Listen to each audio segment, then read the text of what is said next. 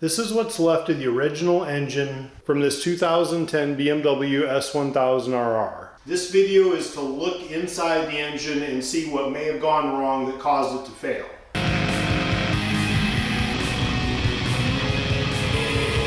For more background and history to see how I got to where I am today, you can watch the earlier videos about the modifications I've done to the bike. There's another video where I actually show dismantling the engine. This engine was built by what I'll call supplier 2. Once the bike was back and running, I started the break-in period. As with any fresh engine, you want to do a gentle break-in period to make sure that the engine breaks in correctly and you have good reliability. So for these particular engines, you don't want to go over 7,000 or 8,000 RPM for the first 600 miles. I probably barely got to 7,000 once or twice, definitely never to the 8,000. As with any time you start up a bike, you want to have 20 minutes or 20 miles of warm-up period before you even start to go into any higher RPMs as well. This engine seized at 245 miles after being rebuilt. I was getting onto the interstate, shifting through the gears at about 6,000 to 7,000 RPM, and when I shifted into 6th, the EWS light came on the dash, the engine died, I pulled in the clutch, shifted down to neutral, rolled over. Even though the engine seized, my understanding is that the slipper clutch at that speed would have kept it from locking up the back tire. Every time I'd hit the start button, the starter would try to engage, but basically was locked. And since the starter had been working correctly, that meant the engine was seized somehow. I sent the whole bike up to supplier 6, who confirmed by putting a wrench on the crank that the engine was in fact seized. Now that I've taken the whole engine apart, I'm going to go through a little bit of what I found that could be aspects that may have caused it to fail. You can see the spark plug tips are pretty dark for such low miles. Crankshaft, didn't really see anything of concern with that itself. I don't know that it indicates anything was actually wrong, but surprisingly when I split the cases, this particular bearing shell came out versus being stuck into the case like the others were. The bike seems to have seized in the top end. The reason I say that is once the timing chain and the valve train was disconnected from the crankshaft, I was able to put a wrench on the end of the crankshaft and rotate the engine, and it seemed to rotate fairly smoothly. So that would mean that whatever seized the engine was caused by something up in the top end, valves, cams, something like that. Sometimes the valve will drop into the piston, but that didn't happen in this case. When I took the head off, you could see that all the pistons were very black. The bottom of the combustion chambers of the head were also black, as well as the exhaust ports in the head. That tends to mean that potentially you're getting blow-by. In other words, oil is coming up from underneath the engine and blowing by the rings and then burning where the piston and valves and combustion chamber are. I went through and looked at the pistons versus the cylinders. You can see some really heavy wear against the bottom wall of the engine, which is the front. We also see some really heavy wear against the rear of the cylinders. And to match that, you'll also see a wear pattern along the front and the rear of the piston as well. So that also would indicate that this piston may have been a little bit loose in there. And if you look at how much wear we're seeing for only 245 miles. I don't have the exact specs, but just for an example, this is a 80 millimeter, which is over 65, of 4 thousandths clearance is what they're recommending. 4 thousandths clearance is that, which looks a whole lot smaller than what we're seeing daylight between that piston and cylinder. And again, there's the light shining through. That kind of gives you an idea of how much daylight is around there. Remember, this engine only had 245 miles on it at the time it seized. The camshafts were the worst looking part of the engine in taking it apart. These camshafts were put in new during the build, and you can see how they look now.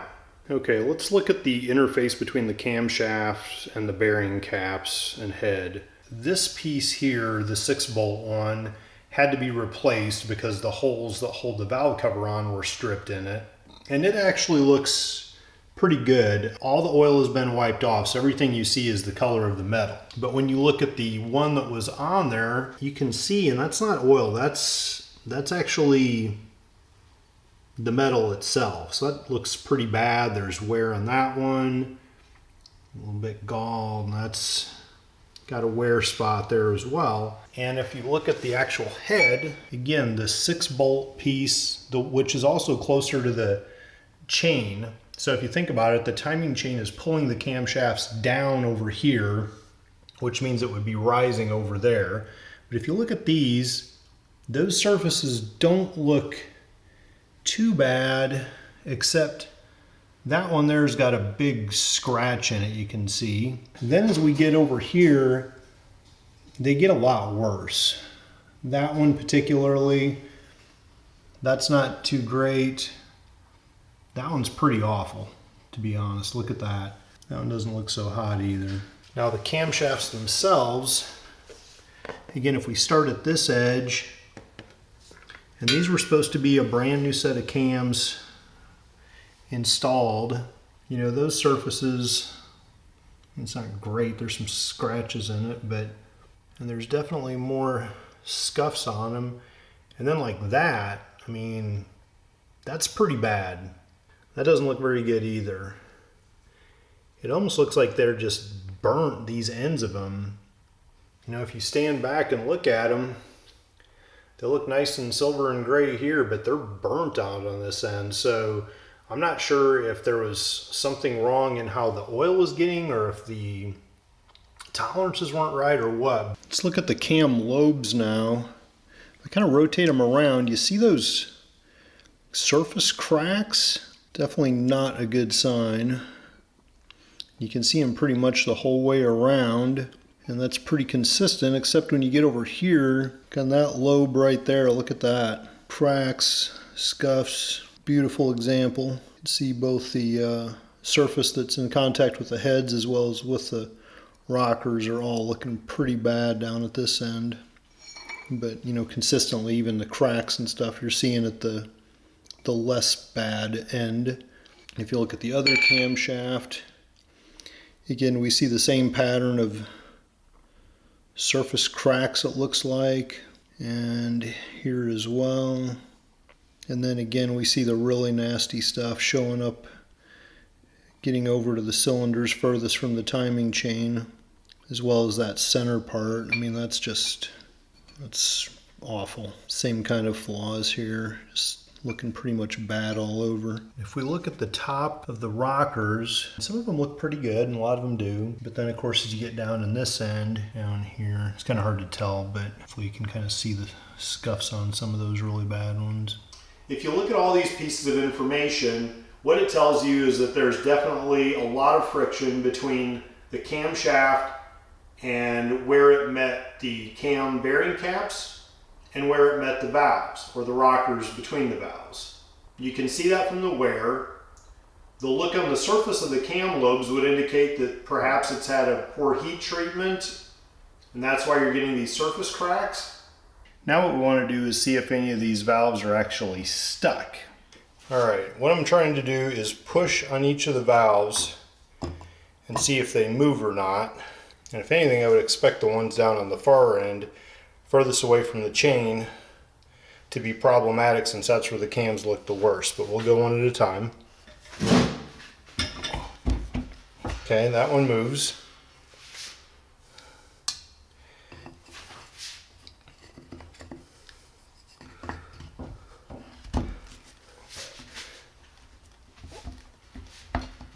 And that one moves.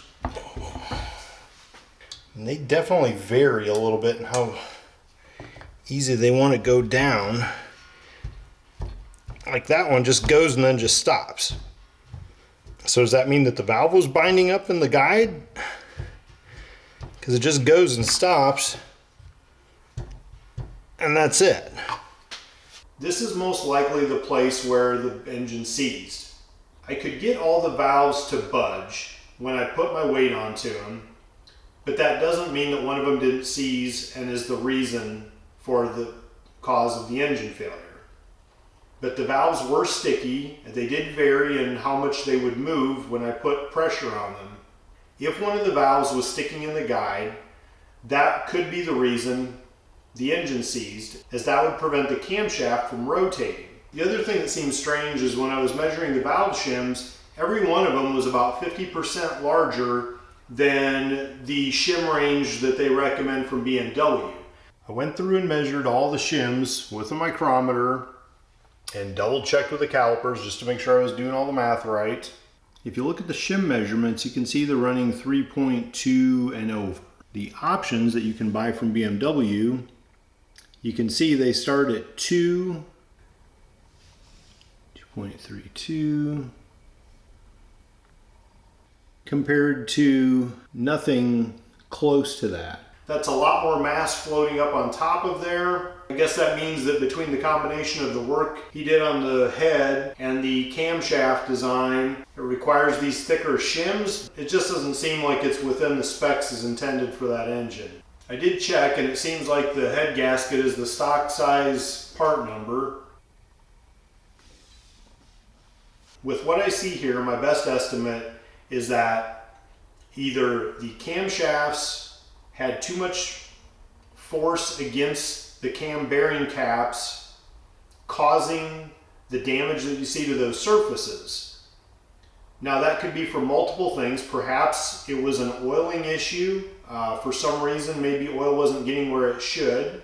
Another option could be that perhaps a valve did stick in the guide and that prevented the camshaft from turning properly and seized it. What's fairly obvious is this was not a high quality engine build. We can see that from the amount of slop and wear that we're seeing in the pistons and cylinders already after such low mileage, as well as the blackened surfaces on the camshafts, the cracks on the surfaces, and the obvious damage done in rotation between the camshaft and its main parts. Regardless of what actually caused the engine to fail, the fact remains at 245 miles, the engine did fail after spending about 2.5 years and $20,000 with supplier 2 to build it. And that's why this pile of parts in front of me is some of the most expensive scrap metal you're ever going to see.